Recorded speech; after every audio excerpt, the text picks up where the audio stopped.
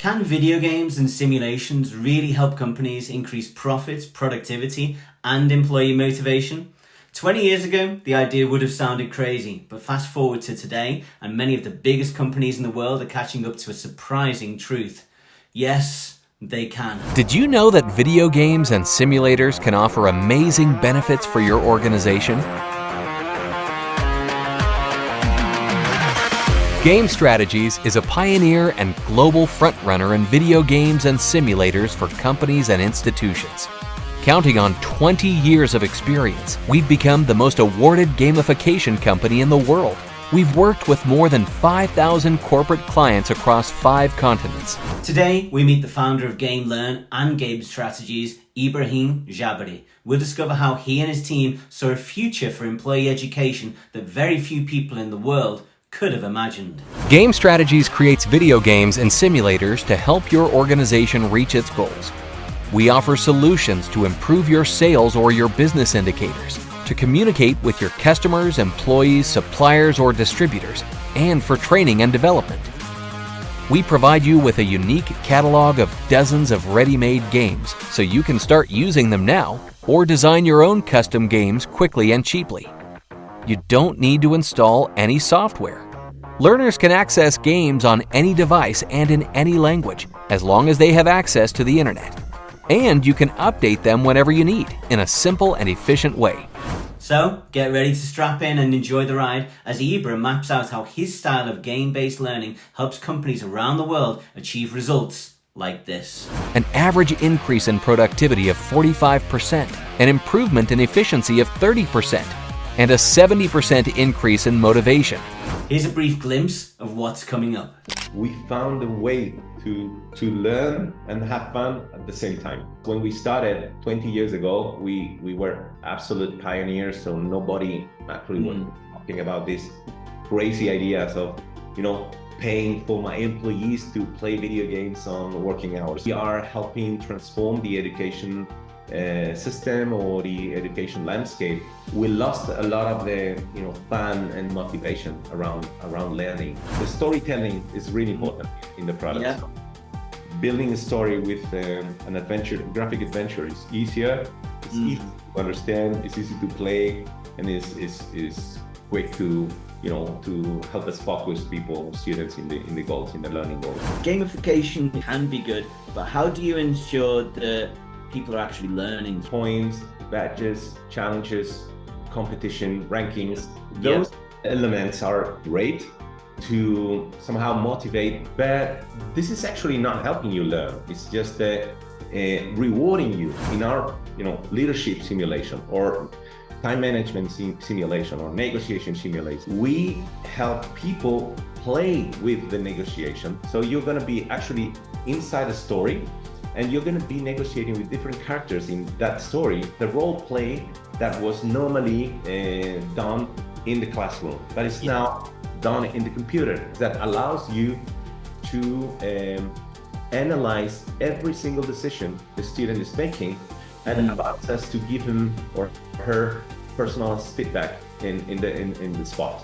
So that's a huge difference between game-based learning and gamification. So you're the founder and CEO of Gamelearn.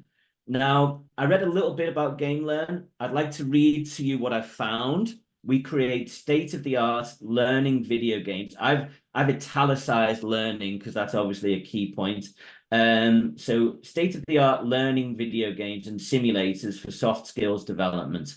It's the most awarded game-based learning platform used by more than 1,000, or it could be 5,000, depending on the source, companies and organizations around the world, including, but not limited to, Nivea, as we say in the UK, Volvo, Unilever, and Pepsi. So some big names there.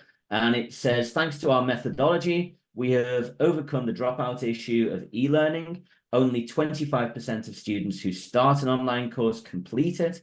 Gamelearn has a completion rate of 93%, which is significantly higher. So is any of that wrong? And what does any of that mean to you? Well, there's nothing wrong there. The fact with the number is that depending if you count the number of clients in the year or the number of clients served in the story, that's why it changes. Yeah. We basically, I think the only wrong thing there is that we are missing in this definition the last improvements in the company, the last changes. So we started as a training company. In fact, I founded the company together with my co-founder back at the time. And even before we started building this video game company, we were traditional trainers. So we were corporate training with our own consulting firm here in Spain, 70 top level management in important companies in the country. At some point, we were a little bit scared that the business model that we were handling back then was not going to be scalable at all. And we also wanted to have an international impact, something we could do, in face-to-face training. At that point, we started looking around, and we decided that obviously online training was going to be the future of e-learning. I'm talking here like 20 years ago. We also started looking at the offer in the online arena, and we found that a lot of what back then was available, and even today, it was probably pretty boring traditional e-learning with a huge lack of interactivity, and also I think the impossibility to learn by doing. So because we were used to train in our classroom, we knew that role playing, we knew that playing around, we knew that group dynamics and so on were the way to actually learn. So to give people, to offer people the opportunity to experience through their mistakes and through the feedback they would receive from the consultant or their mates. At that point. So we said to ourselves, we can do something really interesting and bring all of those role playings and group dynamics and those gamification mechanics that we were using back in the class into online training. And computers seemed back then the best way to create video games and simulations to help people learn. So during time, we started improving. We started doing a lot of research and also a lot of mistakes. And those mistakes gave us a lot of information to redirect the strategy. And today, what we found is that we like working with our clients to help them achieve their goals. And it doesn't matter if those goals are training related or not. And now we're using, we started as Gamelearn, but we are now becoming game strategists as a brand. We can use those games to help you improve onboarding systems. We can help you sell more. We can help you increase productivity from your employees. We can help you make publicity or communication efforts through the use of video games and simulators instead of the traditional model. Wow, so things have really changed. I mean, this is a common story for a pretty large organization like your own to have started off in one place and then found its path to greater success by pivoting and changing and adapting, right? I think the good thing is that we don't consider that we pivoted. So we've transformed ourselves. We've reorganized some things.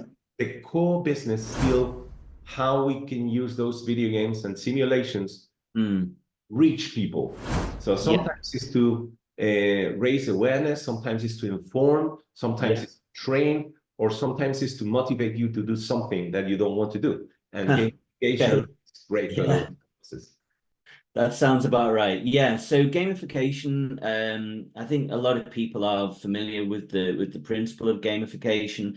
So I know my kids, they use the language learning app, what's it called? Duolingo? Duolingo, that's it. Yeah, they use that a lot. Gamification is good, can be good, but how do you ensure that people are actually learning through gamification? Okay, in this point, I think it's really important to understand there's two different things. One is gamification, and one is game-based learning. Okay.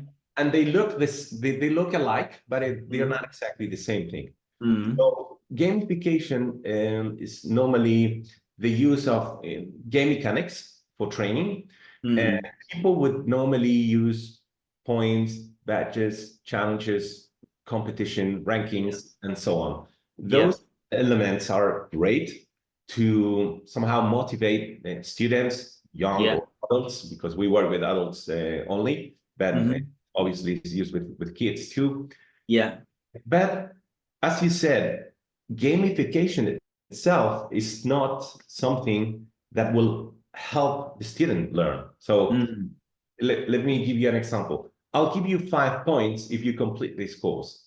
And this is how most of platforms out there work and use gamification.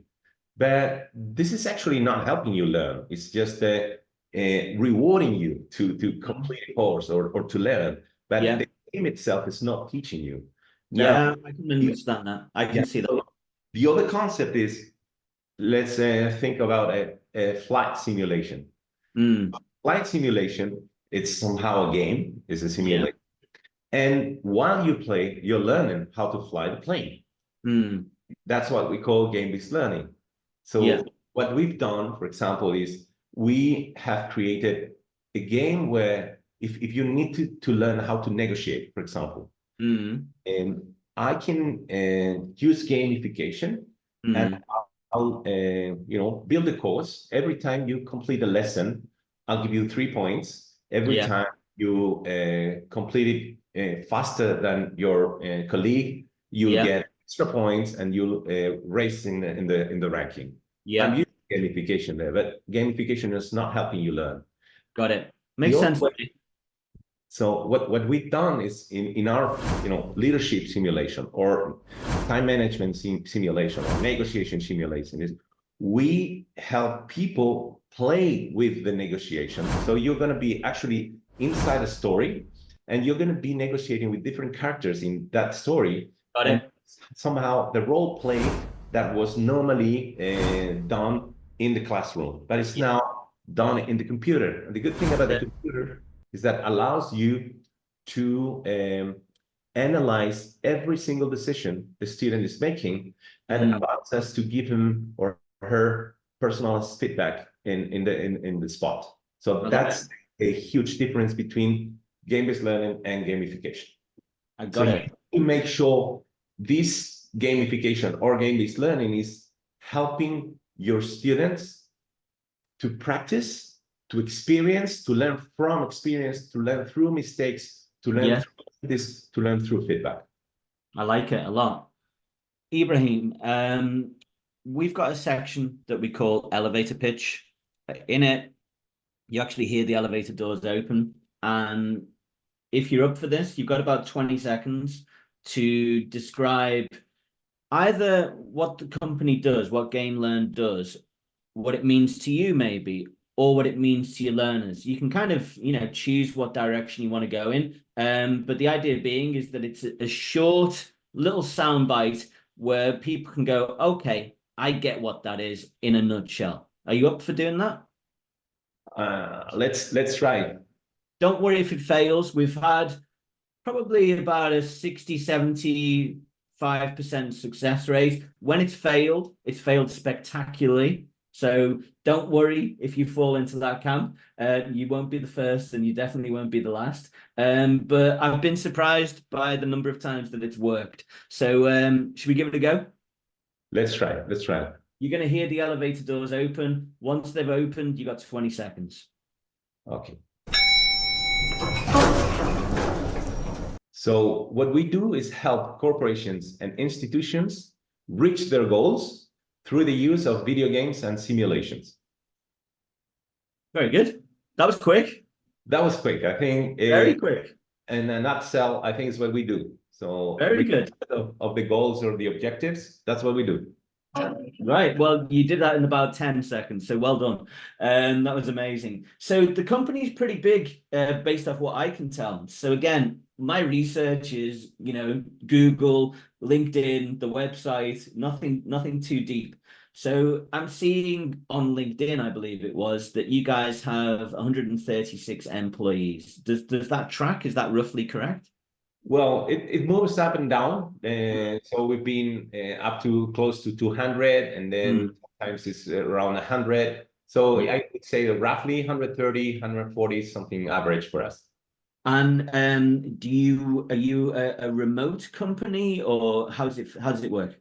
Yeah, we are quite an special company, I would say. So it's a very young company. I would say 34 years old, maybe it's an average. Very diverse and very multicultural. We've got over 30 different nationalities in the company, Nice. and we do a mix mode. So we've got some people, they actually work outside of Madrid, where our headquarters are, but the rest of the people, they normally come to the office a couple of days per week, and the rest they Okay. in their office, in their home. And I was saying we were quite special because a lot of them will only work from Monday to Thursday. So Friday are somehow free for those who are, reaching their objectives, and they're during the week. Very good. So that's kind of like, as I understand it, like the Swedish model. That's what I think where that came from originally, or at least where I heard of that from. So a 4-day week, roughly, I mean, notionally a 30-hour week. The understanding that I have of that particular setup is people, broadly speaking, tend to be as productive within those 4 days as they would be within 5 days. Does that sound right to you? Well, it depends. It depends on the person, and it depends on the management. I think you've got it right, and you've got your goals are, well set, and you've got a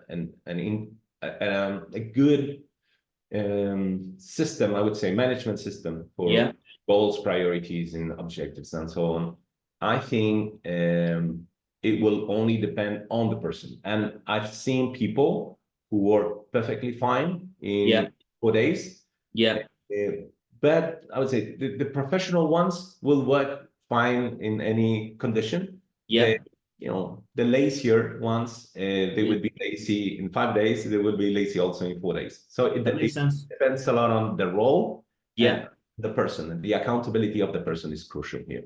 I get it, but it seems like you've created a definite culture within the company. You've made that decision to go, broadly speaking, 4 days, and I'm guessing that also reflects kind of the young element of the company. It seems to me like you've got a young, vibrant company where people are also getting downtime, which, I mean, especially younger people seem to value that and need and want and expect that more than, say, somebody I'm closer to 50 these days, So does that sound about right to you, that you're kind of working with that young energy in the company?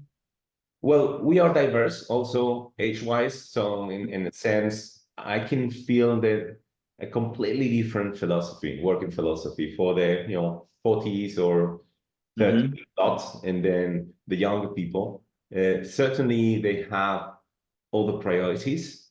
I've seen really, really professional people among the youngsters. Yeah, of course.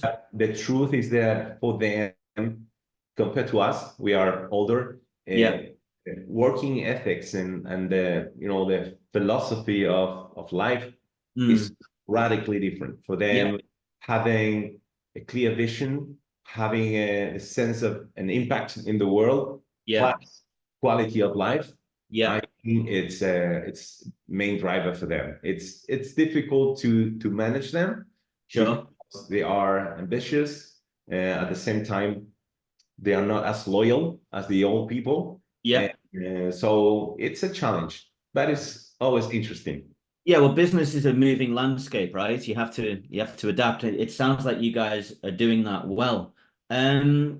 we've got a section we call Deep Dive. I'll just play a little introductory jingle to that. There we go. What's the most important thing about Gamelearn to you? Okay, I think for me and a lot of the people working in the team, we are passionate about learning. And at the same time, we are passionate about having fun. And the good thing or the best thing about Gamelearn is that we found a way to learn and have fun at the same time.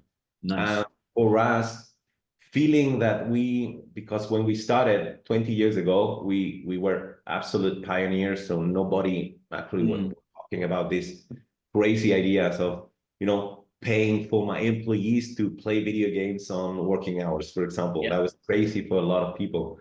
But having the sense that we are helping transform the education system or the education landscape, it's been really important because we believe in learning, in lifelong learning, but we also feel that we lost in the past years. We lost a lot of the fun and motivation around learning, and we all became learners as kids through games. So everything we learned, around social realities, about behavior, about so all of that was learned through gaming. Animals learn through gaming. They learn. No, absolutely. Well, you're preaching to the choir here. I'm very much of the same mindset. I mean, I've got two kids of my own.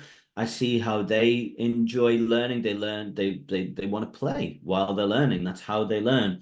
I used to be a high school teacher, and every lesson had a game in it. I don't care if the three. Well, I actually taught all the way. I've taught from age 3 to age 83, but didn't matter if they were age 3 or aged 18. There was always a game. That's always a game. Animals learn hunting through gaming and fighting through gaming, and we are animals too. So the thing is that why someone decided we couldn't keep having fun while learning when we became adults, and that's the small revolution we are trying to help happen. I love it. I really do.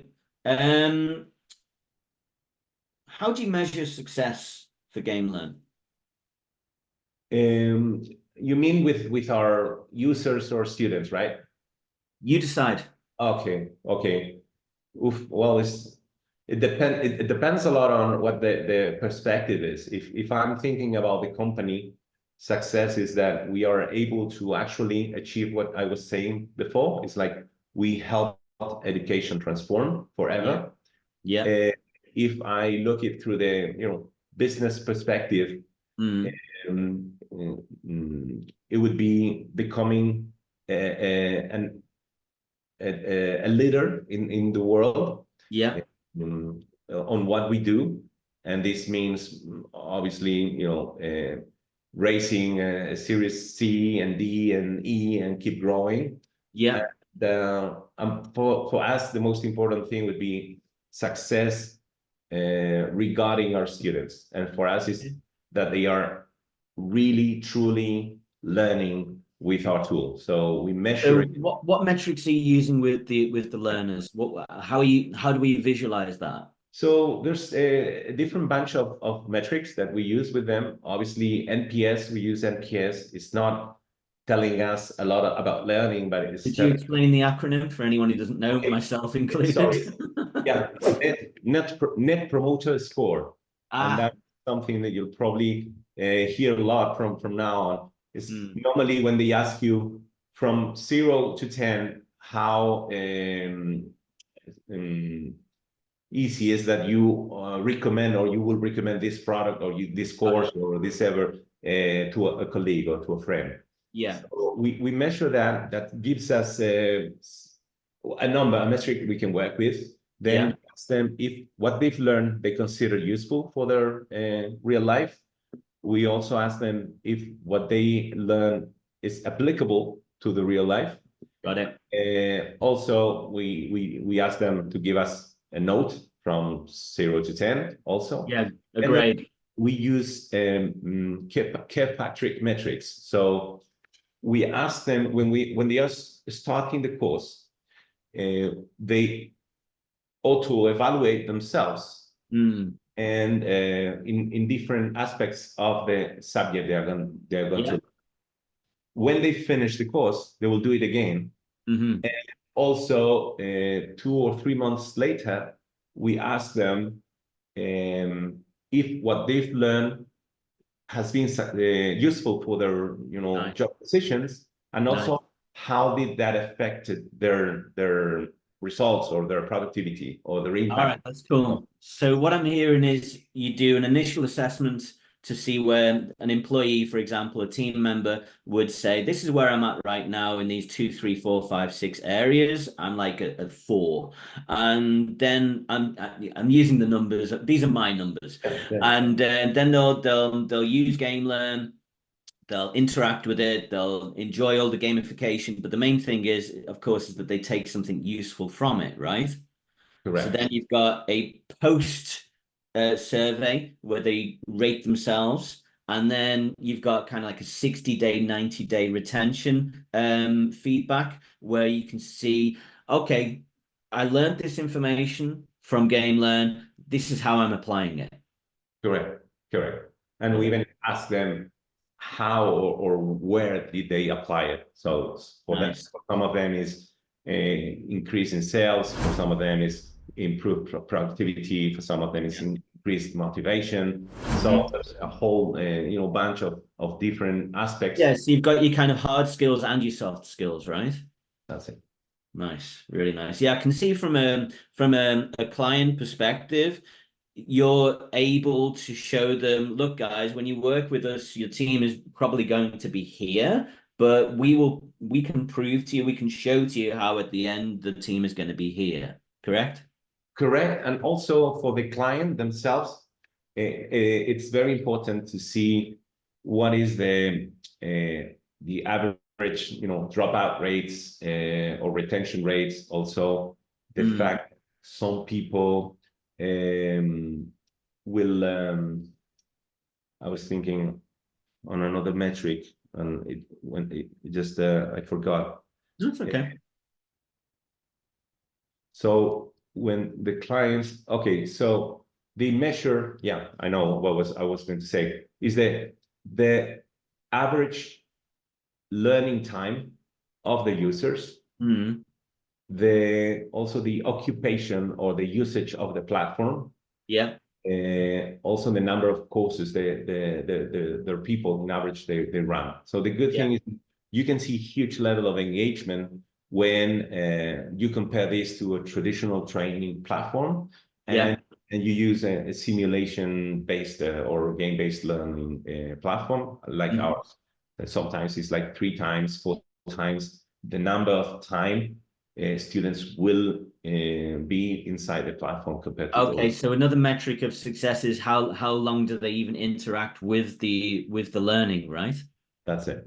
Because in the end, training managers will measure, training hour cost, and also they want to make sure that their investments are useful for the organization, because sometimes they invest in and people will not even enter and check the platform. So for them, it's very important that there's a lot of usage. That makes sense. So how does the way Gamelearn approaches marketing and sales now, today, differ from when you started the business? Okay, and marketing and sales ourselves, right? Not the way we use Well, how did you do it at the beginning, and how are you doing it now? Okay. So, well, that's a long story. The company is a 20-year-old company, and we try a lot of different things. So I will not speak about the beginnings. We were doing a lot of it was like a bootstrap company, so very little money for marketing and sales. We've benefited a lot from word of mouth. I think the fact that we had an interesting, different product with good results helped us a lot. Yeah. Used a lot case studies as a way of generating credibility. Yeah. And when we had time, when we had money, we invested in international exhibitions to you know, a little bit of brand awareness. Yeah, sure. And we have done very little publicity or PR because, well, we didn't believe in it too much, and also we didn't have the money to makes sense. Make, you know, big investments in that side. Yeah. Some years ago, I would say 6-7 years ago, we started using more like digital marketing, content marketing, and SEO, SEM, those types of things. Yeah. But the truth also is that for the past couple of years, we stopped making marketing investments. Okay. We were reshaping the product, the business model. We moved from a project-based, one-shot business model into a subscription one. And during this time, we've been learning how to manage a SaaS company, also reshaping the organization, making sure that all of the positions in the company were able to adapt to this new approach. Yeah. And we were also moving into multi-product strategy because 3 years ago we were basically a 6-course company, training company. Yeah. 6 games. So things have changed, and they were standalone, off the shelf, non-customized. Started off, you had 6 products, and how many would you say you have now? Now in the catalog, it's around 70. Wow. Yeah, so we developed our own software for developing these games, and that helped us be way more effective, and so we can build those games cheaper and quicker. And thanks to that new advantage, we started working with our clients. So initially, we never customized our products. Now we work with the client and design specific games for their needs. And it's when this new concept of helping corporates reach their goals started making sense. And we started building customized games for training, for compliance, for product training, for communication, internal communication, external communication.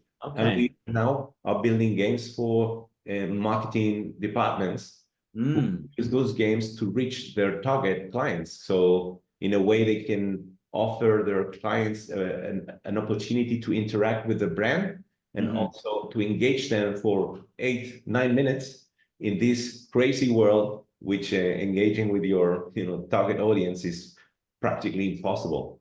So all of those things were changing in this past couple of years. And we decided we were not able to communicate something that made sense because we were still defining the new product or the new company and even the new brand. That's when we decided to call ourselves Game Strategies instead of Gamelearn. So for the past couple of years, we have not done marketing investments. And a couple of months ago, we are now recovering our marketing department, very focused on digital marketing, a lot of content marketing, and also we say content marketing. Content marketing, and obviously SEO and SEM really important for us. And do sometimes we do a little bit of direct marketing campaigns to help our sales reps close their meetings a little bit easier. So what I'm hearing here, and tell me if I've got this wrong, is although you kind of paused the marketing side of things, it seems to me that because you increased the number of options or games that you were able to offer to your existing client base, you were able to go much deeper with them. Absolutely. And that was one of the main reasons we decided to move multi-product, because we work with big corporations, and if you're only working with one of their departments, you don't become like a strategic product for them. Yeah. And when you start working not only with a training manager, but suddenly you work with a sales academy in the same organization, and then you work with a compliance manager, and the communication manager, and suddenly you start working with the different client profiles within the same account. This helps us raise our average revenue per account. Also, recurring revenue becomes stronger and more recurring. And I think that for us was really important. And we haven't spoken about this, but last year we even launched a new game. That I think that's like the last try to actually show corporates we can even help them increase their sales through a video game. Nice. And we launched a new type of games we call productivity games. Yeah. And it's basically a type of game that will connect real life business KPIs with the game. And then we can use the motivation and the engagement of the game to make people focus or better focus on their KPIs and make bigger efforts and have more motivation trying to reach their goals, their real goals. But this will connect to a video game that is in a way a competition, it's a story, it's also kind of an incentive program altogether, way more sophisticated than the traditional incentive programs that have helped us already increase real KPIs from our clients. And this is a new era for the company, and that's why again. It makes tons of sense to me. While everyone seems to be trying to go broader and wider, the solution is obviously sometimes, I think often, to go deeper. Yeah, I like it a lot. So you mentioned earlier that you grew up in Madrid, in the Madrid area, is that right? No, I was raised. You're talking about me personally? Yeah. Yeah, I was raised in Valladolid. It's a city, a small city, 2 hours from Madrid. Okay. By the way, it was the former capital of Spain back in the Middle Age. And so I studied there until the end of university. And then I moved to Madrid to finish my MBA here. Yeah. I say I stayed. The truth is that this has been my base camp, my base camp, but I've been traveling and living in different countries for most of my life. So as a child also, or no, more as a youngster adult. So when I was 25, more or less, I started, working and living in different countries. So I lived in London for a while, then I tried Silicon Valley for a while too, also Canada, France. So I really, as I said, one of my passions is learning, and I think traveling, not as a tourist, but living in different countries is a crucial way for learning. So I've enjoyed that a lot. That makes a lot of sense. I mean, I'm also someone who's lived in many countries or several countries, worked there. Obviously, it does change your perspective on things. Has that informed the way the company has evolved? I think absolutely. This I would say diverse mentality that the founders had has affected the whole culture of the company. We enjoy being surrounded by different people from different parts of the world. Yeah. It's so enriching. And you can see they enjoy and they learn themselves. So that this is something we've always done.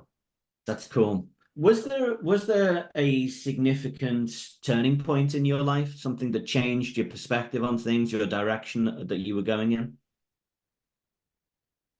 Well, obviously there's important points in life, but I've been pretty consistent. I am a little bit weird in the sense that since I was 13 years old, I already knew what I wanted in a way. Yeah. So there was like two main goals I had when I was a kid, when people would ask me, what do you want to be, when you grow older? I always said I wanted to have my own company. And by the way, my parents are not entrepreneurs themselves, so they're public workers. They are doctors, and so they are more academic and not business related. And the other thing I wanted to become was a father. So I would tell you, I want to have my own family. I want to be father, and I want to have my own company. My company. When you were 13, you were saying this. Yeah. So, and this has been pretty consistent. It took me a lot to reach my second goal. So the company I had with 24, I started my first company, 23. Yeah. That was quick. And then my first kid is coming now, and I'm pretty old. So it took me a while. So in October, So the company was the first baby, right? Yeah, that was the first baby. Now that things are, running smoothly, I think I found the time and the energy to think about building a family. And in October, I'll be dad for the first time. So you're going to have your first child soon, is that right? Yeah. So I'm going to be kind of almost a granddad, but still. No. Things are different now. The landscape has changed. It's more a question from my perspective about how fit and healthy you are. Yeah, and also how you feel like mentally. I think the energy, I've seen 70-year-olds that they look like 30. Yeah, of course you can. 30s looking like 70 years old. So yeah, I 100% agree. Mindset. 100% agree. All right, that's cool. So turning points, coming to that, I would say probably I went for, when I was 14 years old, I went to Canada to study a whole course. Nice. That helped me understand the importance of, a multicultural experience. So it gave me the opportunity to learn English, and then I think that changed. It helped me mature a lot. Yeah. And a second point would be university, because I joined a students association called ISEC. Yeah. It was an amazing international experience, working with different students all over the world to put in place different types of projects, and also exchange of students here and there. And those would be, those two main points that shaped my, later experience, I think. Very cool. What's something surprising you've learned about the people who learn with Gamelearn?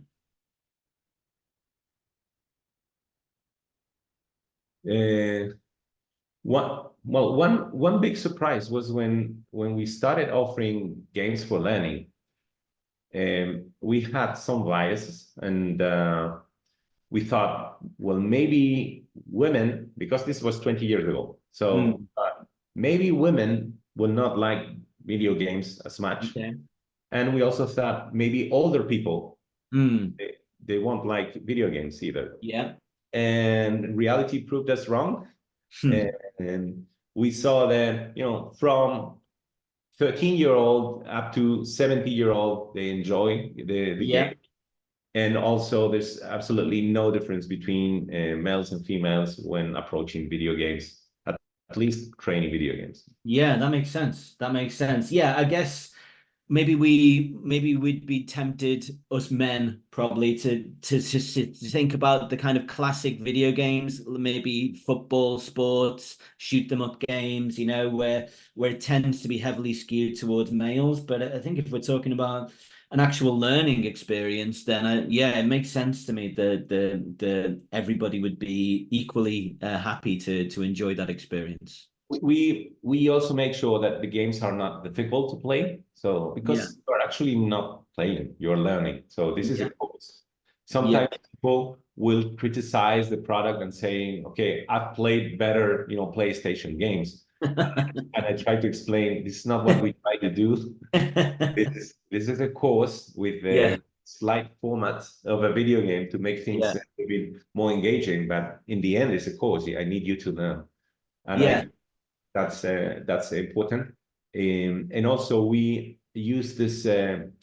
There's different types of video games, and one of them is called the graphic adventure, and this is what we mainly use because it will help us build very easy, like the storytelling is really important in the product. Yeah. So building a story with an graphic adventure is easier. It's easy to understand. It's easy to play, and is quick to to help us focus students in the goals, in the learning goals. That makes sense. That makes a lot of sense. Yeah. I mean, at the end of the day, the name is in the company. It's Gamelearn. So, you're there to learn. And the game is just the way to help you learn, right? That's it. I got it. All right. So final section. I'm conscious of the time, but I think we can squeeze this one in. This section is called Love Hate. I'll play the little introductory tune for that. I love you. I hate you so much! This is where you get to decide if you are a lover or a fighter. What makes you angry, or what do you love about either the e-learning world or the gamification world? Well, I hate the fact that people misunderstands the gamification is not game-based learning. The fact that I explained at the beginning of the interview. Yeah. And I love the fact that we help people grow, learn, become better persons. And I think for someone who's working so many hours a day, knowing that you are helping other people, improve or grow, it is something that I truly love about my business. Final question. What question should I have asked you? I think that probably, and I'm speaking as an entrepreneur, so things about how easy/difficult was to build the company, what is the feelings you go through when building the company. So maybe more on that. Well, tell me about it. Tell me about it. We've got the time. Tell me. Well, that's I think it will give us for a complete new conversation. We need an hour for that. But I think well, there's so many things you learn when you try and create a company. And it's really hard. I think something that when you look at from outside looks very cool, and it's cool, and it's got very interesting things, but it's so hard. And I think we need to teach kids since the beginning that this is something they should do, they should try, because it's amazing. The experience is amazing. The freedom you can achieve with this is amazing, but they need to be prepared for what is coming. I think if someone explained to me 20 years ago how hard this was going to be, I'm not sure I would be starting a company. So I hear you, but that then begs the question: should somebody have told you? Because if somebody had told you, then we wouldn't have Gamelearn, maybe. Well, they should explain you this is hard and then give you some tools, but nobody teaches us how to build a company. Now it's different. It's like 20 years ago, 20 years later, I think you can find everything you need to create your own business in the internet, YouTube, and Instagram. And so, but back then for us, I mean, nobody even told me the word startup when we started. I mean, that was not even a word. So I think all of the ups and downs and how you need to balance your life, your work life, and I think I sacrificed a lot in my personal life, a lot. But it's not maybe for telling this or for explaining this in a couple of minutes. It's more for a deeper conversation. I understand. I get it. But things related to how the idea is generated, how you put everything in, how you started everything, what maybe the difficulties you found in the way. But I'm also biased because I'm always thinking about companies and starting companies and entrepreneurs and startups. Maybe this is not the forum for that, but that's No, maybe. it's good. It's good. Well, I am conscious of the time because I know you've got a hard stop coming up. But this has been maybe a good part one, and maybe later down the line we can do part two and go a little bit deeper into the kind of more entrepreneurial side of things, which definitely does interest me. For now, though, I think we'll round things up. How can people find you specifically, and how can people find Gamelearn? Well, I think that the website would be the obvious link to us. So it would be www.game-learn.com.